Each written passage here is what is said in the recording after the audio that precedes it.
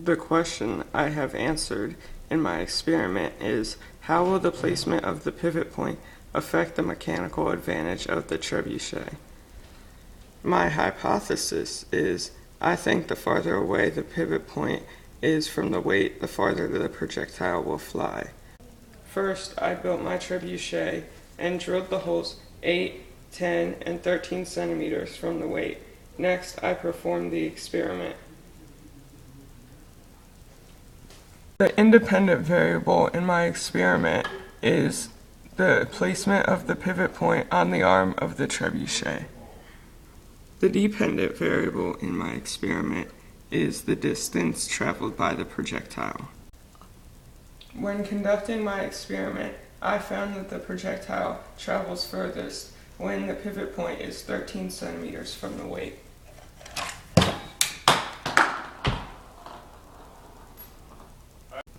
Next, when the pivot point was 10 centimeters from the weight, it did not travel as far.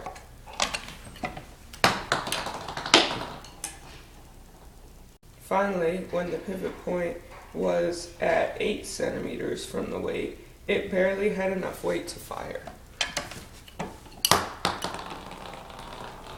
In conclusion, when conducting my experiment, it was evident that in all three of the runs, that the further away the pivot point was from the weight, the further the projectile would fly, as I stated in my hypothesis.